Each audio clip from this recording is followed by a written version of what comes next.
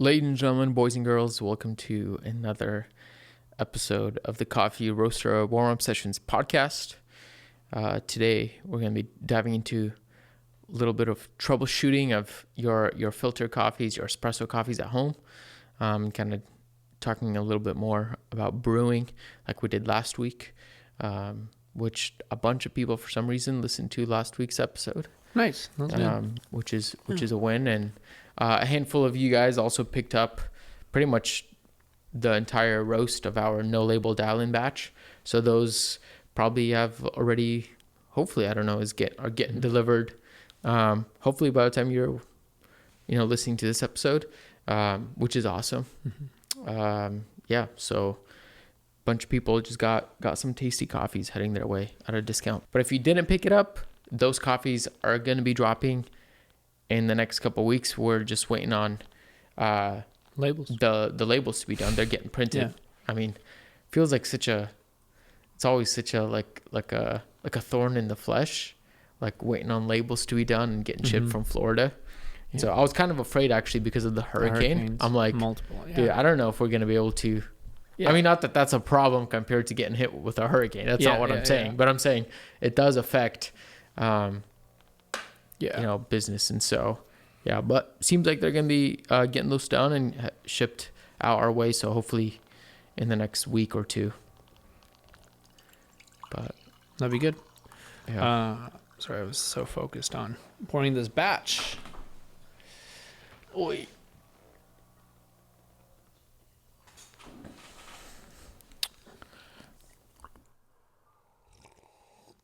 That's pretty good. That is a spanking batch. Wow. Mm-hmm. I am a big fan of this. Yeah, that's very good. Dang. The flavor, the texture, the mouthfeel, the clarity, the brew quality. I mean, this feels like Yeah, this is on point. the best of all worlds right there. Yeah, that's great. I mean, speaking of that hot take about filter coffees, this is, if somebody gave this to me blindly, I don't know if I'd be able to say if this is a drip brew or not. It still has slightly we're also using the cone on the drip. Right, so it's like an automated. It just doesn't have much crispiness to it. It's nice. Yeah, it's crisp, but it's not as crispy as like a V60 would be, compared to the brew that I just made you of that the other Ethiopia. I like this one more. This one more? Yeah. What about crisp wise? This is crispier. The one that you had tasted a little bit. It was not jammy, like syrupy. It's a little more syrupy than this. This is definitely much crispier. But I think on V60, I brewed this coffee on V60 quite a bit, especially the ceramic V60. Yeah. Like very properly preheated on on top of my kettle. It like super crispy. Very nice. Yeah. I'm trying to think of like the best way to describe it, but like almost to me, the way I see it is like almost glassy. Wow. I'm gonna get some more. Like I'm tasting a lot of florals on this coffee, like a lot.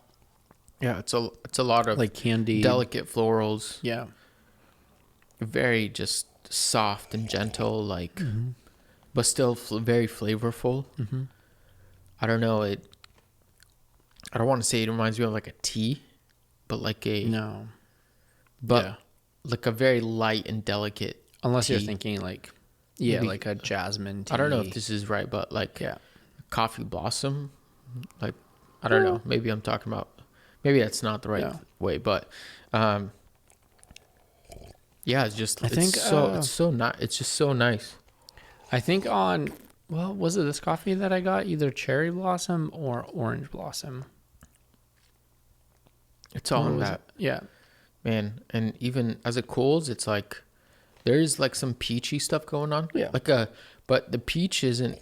It almost seems like it's not like punch peach. It's more of like it's like the under. Yeah, it's like the kind of like the first layer, the base layer to the florals and yeah, it's good. yeah, wow. And what is this? Over a month off of roast. This is one of this is the first no label dial-in batch that we sold. It's an Ethiopian natural. It's really nice. And yeah, this is really great actually. Yeah, I'm super satisfied with this coffee. I'm impressed. Yeah. With the coffee, with the brew is just like I actually think that this has a little more blackberry now that I think about it as it cools than the last one. Yeah. I don't know. Yeah, that makes sense. Yeah. I know we say this oftentimes, but man, I think having like a really solid batch brewer, you can get really great brews at home. Yeah. And it could solve a lot of issues. Yeah. If you just dial it in. Like it's like even just this, like comparing this, I'm like, honestly, like just having this at home. The only difficult part about this, which I think maybe the Aiden fixes and maybe the X Bloom fixes, is that it's a 40-gram dose. Yeah. You know what I mean? So what I'm saying is like perfect for two. It's if you're brewing multiple cups, but if you're like, hey, I just want a pour over for myself, either you put this in a 16-ounce tumbler, in a tumbler or something, and then you pretty much enjoy it for the next hour or two, whatever, at work. But that's the only downside. Yeah. If you're drinking by yourself, because 40 grams realistically is, it's a pretty big dose. I mean, 3 in a 250 gram or 226 gram. I mean, that's, I don't know. I'm trying to do the math, like 7 batches. So I guess it's not that bad. No. But you can get a little bit, I guess it helps when you're doing single doses, which what I'm saying is I'd be curious what the Aiden and the X Bloom, you can single dose and hopefully get results like this. It's weird for me to think about the Aiden and the X Bloom in the same sentence. Would you consider the X Bloom a batch brewer? Yeah, that's weird. Yeah. But at the same time, it kind of... I want to also consider it's like an automated mini batch brewers. I don't know, but you can't... What's a batch brewer? Is it I would say it's something liter? Like... Yeah, I think of a batch brewer is the batch has to be like about a liter plus. Being able to make... Yeah. This is like a half liter. This is more than half liter. Like on the... when I'm brewing coffee on the ratio, I usually brew a liter most of the time. So, and it's pretty good. I was shocked when I went over to Mom's house and she had Breville's old machine, the one with the built-in grinder. Yeah, they still have that. Really? Yeah, it's just not popular. Sorry, that's just an old version of it. Oh, gotcha. Yeah.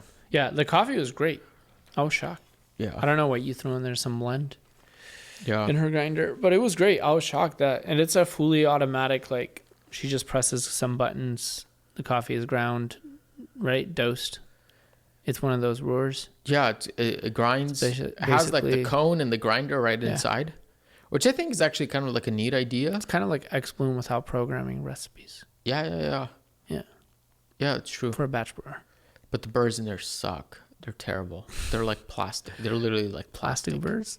How do the beans not break the burrs? I don't know. Oh, that's wild. Cool. So we're gonna just take some like common brewing issues that I found on the internet of people asking like literally recently, and just I'm gonna ask you how you would troubleshoot that, and then you just give me your take. So this might be not just brewing.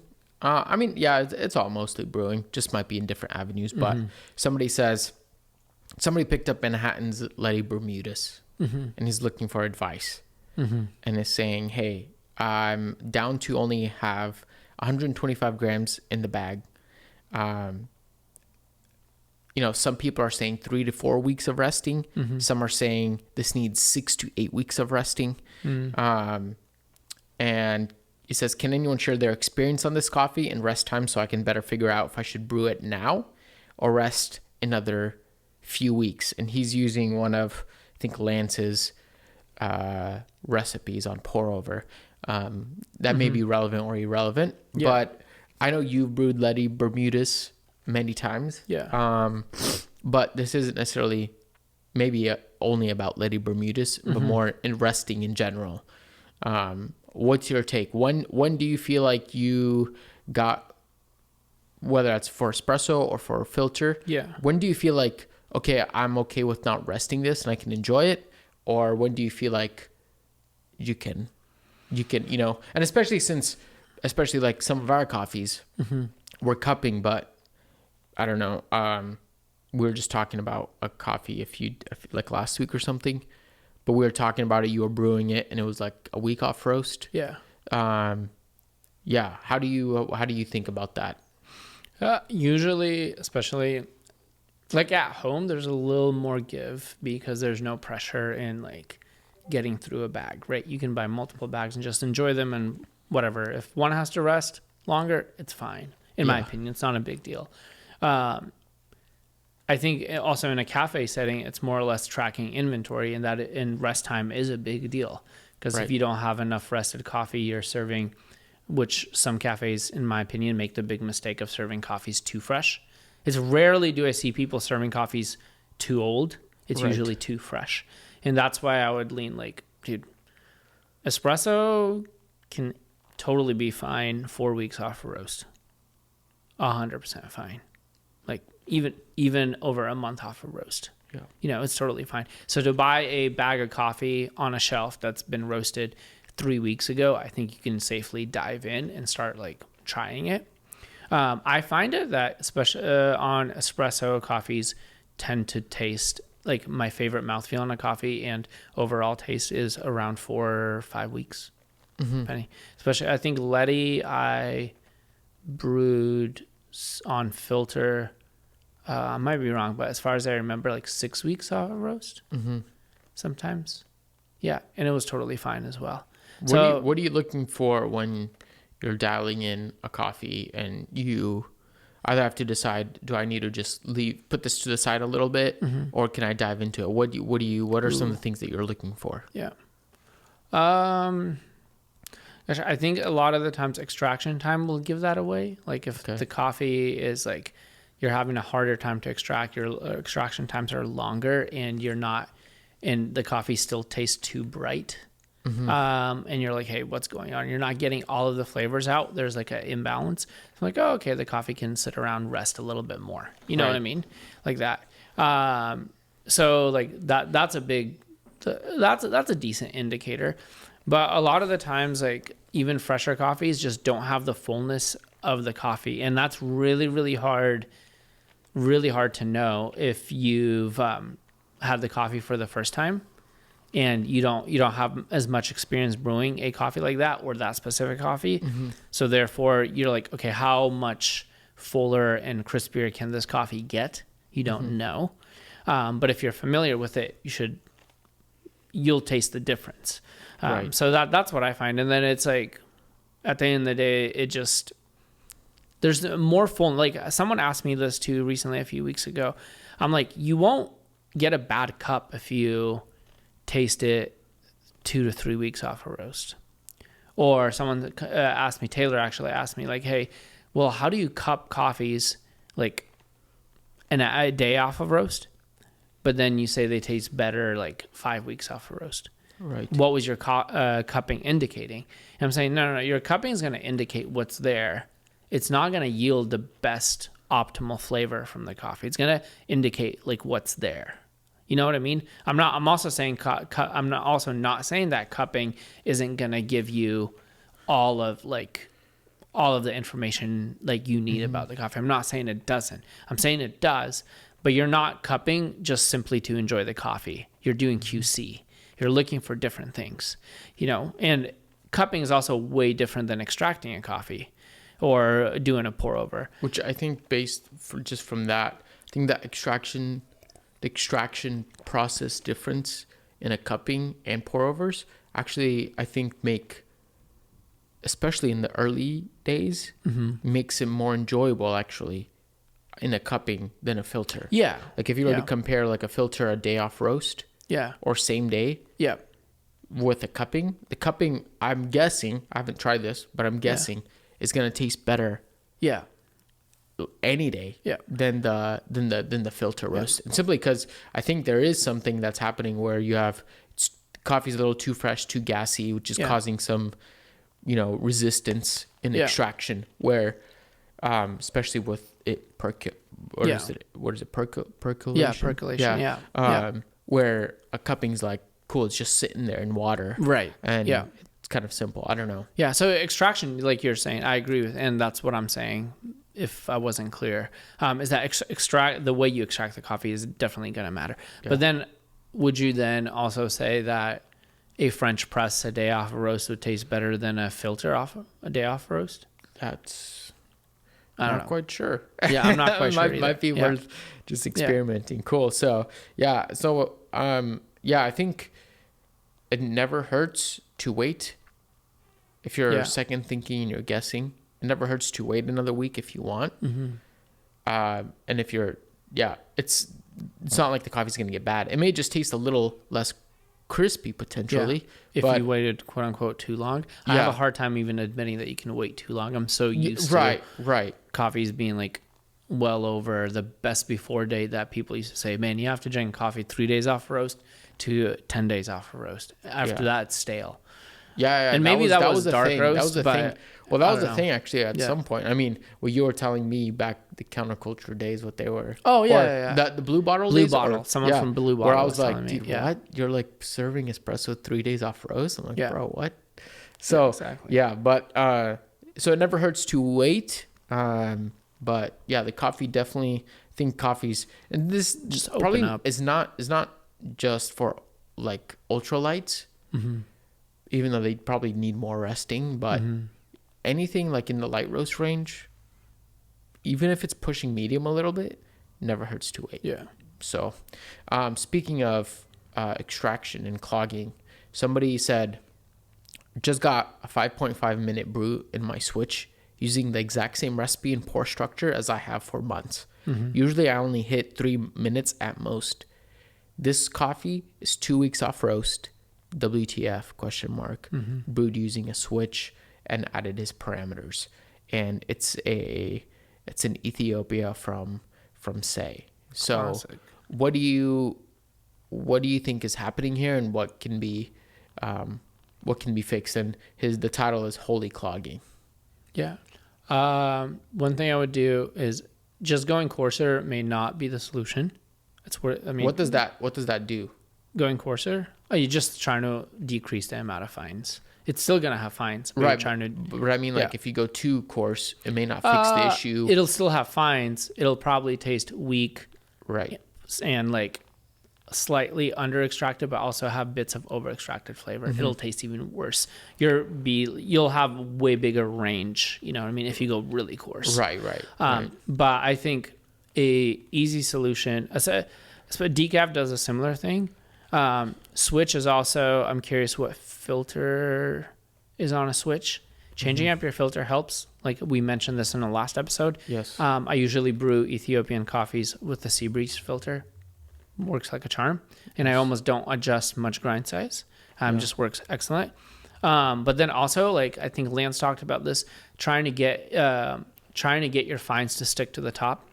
Mm-hmm. Trying to and then allow for your fines to be spread out through the filter so that it can drain evenly. That helps a lot. So meaning like with a sea breeze filter, you usually don't have to do that. You just have to because it drains already quick. But with I think a tab or a Hario tab filter, I would probably try to get the column of water a little higher and then let it drain. So and then also pouring. I wouldn't, again, it's a switch. I don't brew enough with the switch to say, but you're trying to decrease fine migration. So you don't want the fines to go to the bottom and clog. You're trying to get them to stay at the top. And one of the ways also in a filter, what I would do is I would just not pour as heavy. Yeah. I would pour lighter, gentler, closer. So I'm not creating all of that turbulence in the slurry so that fines are migrating. Yeah. So I'm trying to eliminate that. Those are the things I'm trying to eliminate. And it usually helps. Yeah. I was just brewing the filters that the filter that I let you taste. same grind, like one step coarser on the Comandante. So pretty much the same thing. Went to added an extra pour in my pouring, but I poured much more gentler, much more gentler, not picking up on the stream, and just like lower flow rate, and and decreased my brew time by 30 seconds. Yeah. And almost same grind size. Yeah. So to a certain extent, you can actually keep your grind size the same, if not go finer. Yeah.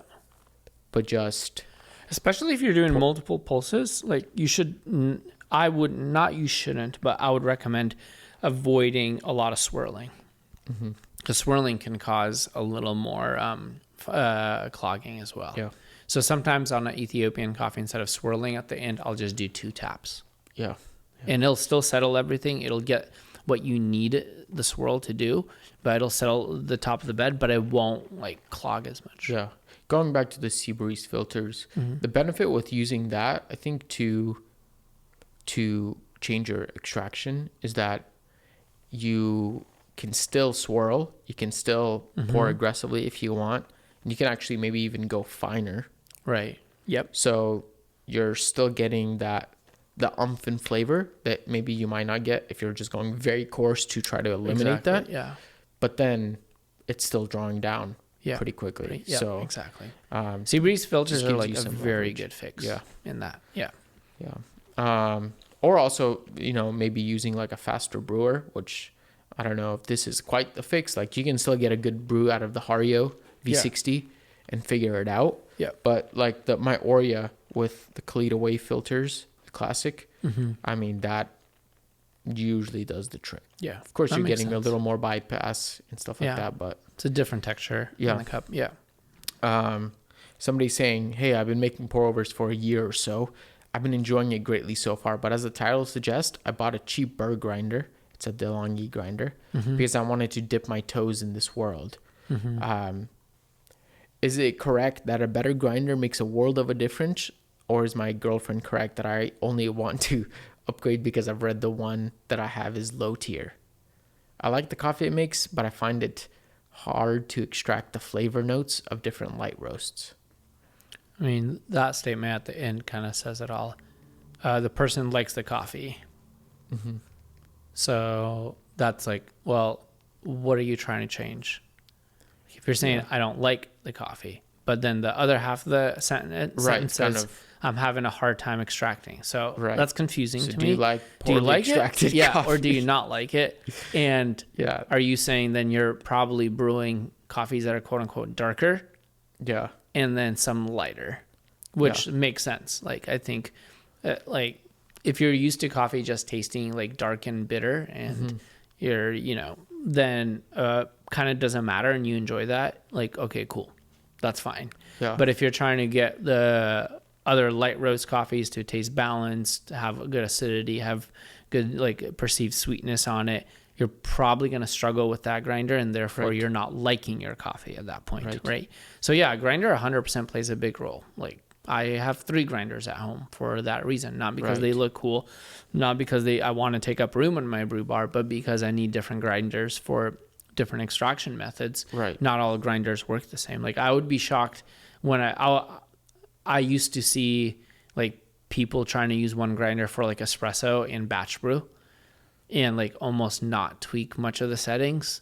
Like, and I would be like classic at home on a DeLonghi espresso machine, or like even like not an espresso, but one of those like semi-automated machines, and be grinding batch and just tamping it. Yeah. And like people just didn't understand what was happening in the extraction. Right. So the grinder didn't matter. I think when that person says that they're having a hard time extracting light roast, they're starting to understand how particle size affects the cup. So therefore they do have the hunch, like it's not just about getting a nicer, fancier looking grinder that looks cooler. It's about what the grinder does, and a better grinder is going to help you produce a better cup. That's just right. That's it. Yeah. You can't argue that as any grinder can produce a good cup. No, your grinder is going to affect the quality of your brew. Right. Yeah. And to a certain extent, if you have like a really decent grinder, then Yeah. you're now looking at marginal differences. Yeah, Like exactly. slight differences. Yeah. But yeah, I think grinder is is a pretty big, probably one of the most important things that you should invest into. Yeah. And the difficulty there, though, I also think though is like it's kind of hard because very few grinders can pull off doing espresso and pour over really well, and now batch brew, even coarser. Yeah. There's very few grinders that can do that really well. There's a few that have been, which means like if you want to enjoy both brewing methods, you might I don't know, might need to like prioritize one, brew method really well and get a solid grinder for that, and then maybe get like a kind of a slightly lower tier for the other brew method. I don't know, but yeah, it's kind of hard to find a all around grinder. Yeah. They're saying budget is around Fellow Opus or Comandante. Which one would you recommend? Fellow Opus or Comandante? Yeah. Comandante. Yeah. Nice. Yes. Part of that. Yes. Yeah. I'm just gonna. Yeah. That's it. Yeah. Great. Yeah. But okay. Why? How are you comparing an Opus to a Comandante? You can't. I don't know. Not even based on quality or whatever. They're like price range very different. Close. What do you mean? Opus is what, 200 something? Yeah. And so it's like a $50 difference. Oh, 50? Okay, that's close. I thought it was like 100 plus. It's close enough, yeah. So like, but yeah, the Comandante hands down. That thing will. If you can put in the arm. I mean, one is a hand grinder and power, one, Then so I'm saying, how do you even? Yeah. Depends on what you're comparing there, right? If you're asking me like quality of the grind, then yeah, of course, Comandante's got it hands down. I don't know. It's a weird question to me. Okay, this one might be maybe not as much troubleshooting, but somebody's asking. I'm an experienced barista, but I like to know the reasons of why what I do works. I'm working on improving my pour overs, and I want to understand the purpose of having a bloom phase. Would it negatively impact my V60 to skip the bloom and just skip into a long pour? What are your thoughts on that? Which can be controversial because I've seen, people go both directions on this. There was I think a time when everybody was like, the blooms is that pointless. And then, I don't know, it kind of went back. Yeah, I'll be honest. I don't think I've ever brewed a pour over without a bloom. Not that I remember of.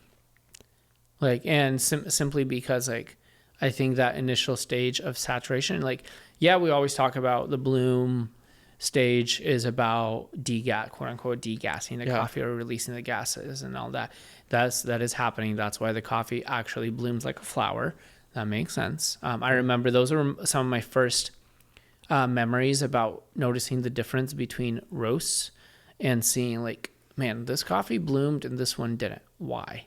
Yeah. You know what I mean? Like why did that initial pour make such a big difference in the appearance of the coffee itself, the coffee bed? So like that was my first intrigue was the bloom when I started brewing. And I would say that the bloom not only serves the purpose of releasing the gases or allowing the coffee to like open up. What it's doing is also it's saturating the coffee and permeating. It's preparing it for extraction. So it needs time for the water to travel. That's why we use, usually double the amount of water per the amount of coffee is because it needs that amount of water to permeate the whole piece of coffee, all of the whole particle size. So yeah, it's doing more than just releasing gases. It's preparing your coffee to be soluble.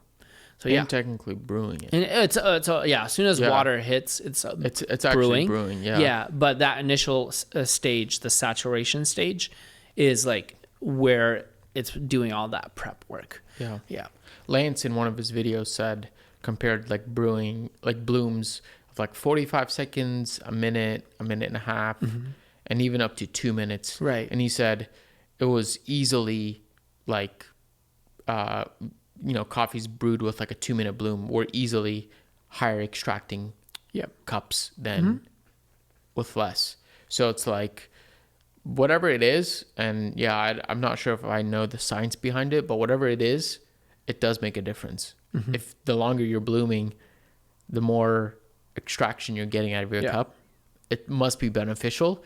I feel like going the opposite way of like, hey, let's just eliminate it, feels counterintuitive if the facts show that, you know, the longer your bloom, the longer your bloom is, the you know, the higher extraction, which doesn't always mean you should be going longer, and you need as much extraction as possible, but it is benefiting to a certain extent, you know, your cup. So totally.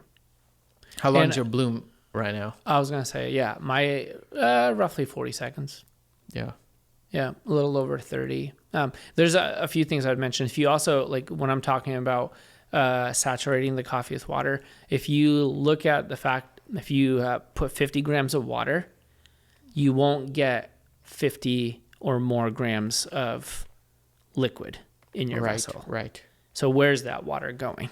Right. You know, it's because that coffee, the bed of coffee is actually taking on water. It's expanding, it's taking on water. And that's a good thing. Like you want that before you start pouring more water, because then you want all of that water to not be retained, but you want it to move through and take pieces back into your cup. You're trying to get the pieces of coffee in your cup are the flavor of the coffee itself. You know, so you want that in your cup. That's like the total dissolved solids that we're talking about. Like you want that in your cup. So yeah. And then that's why the bloom is the prep. The other part that I was going to mention for me, I also right now, there was a few thoughts. One ran away, but what you asked is like, right now it's roughly like 40 seconds. I did used to do like a minute, you know what I mean? Like a longer bloom. That also helps, but 40 seconds has been totally fine. Yeah. And that's V60. So yeah. Great. I'm usually now doing a bloom with a minute and 10 seconds. Oh wow. I don't know. I just tried it once and I liked it and I said, cool, I'm sticking with this. That's What's your total brew times then? My total brew times are like 3 minutes. Oh wow. So it's like, it's 3 minute brew is much shorter if you're, you know, doing like a 30-second longer bloom time. Right. So like if you're just comparing the recipes, yeah. But also my in is 18 grams, and I'm doing 18 in and 288 for a 1-2-16 and 300 for like a 1-2-16 point, a little higher, you know. So I'm usually doing right now at home. That is, I'm doing a 23 grams in. And 368 grams of water, 23 grams of coffee, 368 grams of water. And I am doing it in technically 4 pulses. So I'm doing a 68 gram bloom for 40 to 45 seconds. And usually on this one, it's like closer to 45. Then I'm just like crushing it with water, just a lot of water, really, really fast. So I try to get there before 1 minute, the next 100 grams, and then letting it. I do, because I don't swirl, but I use my little monitor swivel thing. I do 5 times, so I go 1, 2, 3, 4, 5. And then I stop, and then I do that, and then wait till a minute 15. And then again, add water quickly. That's my third pulse, right? Again, the monitor swivel thing 5 times, wait till a minute 40, or usually a minute 45. No, that's, so I'm starting out a minute 45, and then I'm actually pouring water quite a long time. Like that last pulse is gentler, lower stream height, and I am just finishing that off because I'm trying not to over extract the last portion of the coffee, but I'm trying to add more agitation and higher extraction in the beginning. And then I'm using the swivel at the end again, and that's it. So my total brew times will range anywhere with that kind of bloom, anywhere from 3 minutes and 40 seconds to 4 minutes and 15 seconds. But I'm also, here's the thing, on the Ode, with my Gorilla Gear burrs, I'm doing batch brew at 9. I'm doing filter at 8.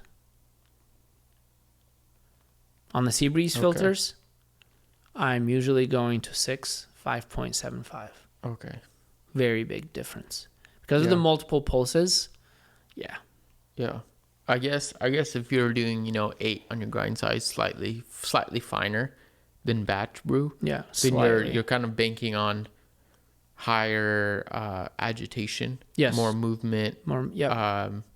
I don't know what your ratio is, And but pulses. So I think 23 to 368 is 1 to 16.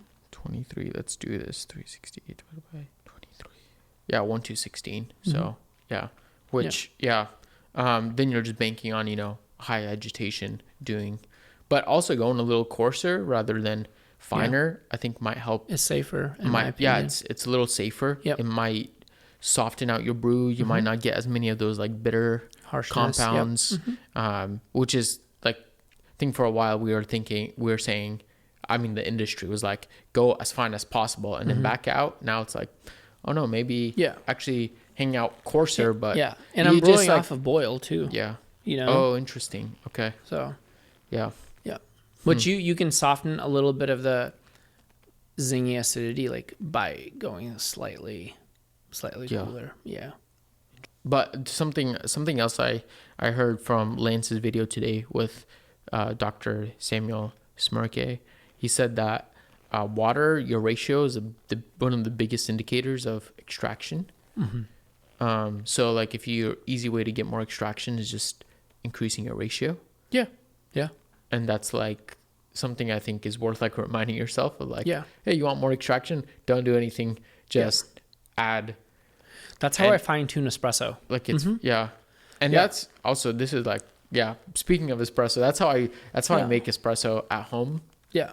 Is like, if I'm making espresso at home, I can usually on my forte go within like one click up or down on the micro adjustments. Yeah. And if it's too coarse, I just let it run. And then if it's a little too slow chugging, you just cut it short. If you can enjoy espresso between like 1 to 2, 1 to 3 ratio, then you have a lot of give. Yep. And you can just you can almost brew espresso on one grind size. Yeah. I'm not recommending that, but you can, and it can all still taste well extracted. Yeah. You can also, I think, slightly tweak dose in. I mean, of course, it's going to change a lot of flavor, but you can tweak dose in just to give to remove puck resistance a little, or decrease puck resistance, or add puck resistance, because you can use the same grind size and get longer contact time by just adding more coffee. Right. You see what I mean? Right. So it's like, and not changing the water. So let's say you have espresso 17 in, 40 out. Yeah. And it's like, usually I'm like, oh, it's almost there. I'll tweak the yield just a little bit. Right. I won't add a whole gram of coffee. Right. I'll tweak the yield, or I'll tweak the dose in just a little bit to add a little bit to fine tune that contact time. Right. If I want like 1 or like 2 seconds more. Right. A half a gram. Yeah. 2 seconds more. And that'll fine. And in the same way, it's like, sometimes like this morning when I was dialing coffees, I was just like, oh, this coffee was like at 27 seconds and it tasted just slightly too much. And I was like, okay, I am not going to touch the grind size. I'm just going to decrease the amount of water because it's going to reduce the amount of extraction and the possibilities. By decreasing just a gram of water can reduce extraction, but you can get lucky enough to keep the same contact time. Right. Because it's just 1 gram.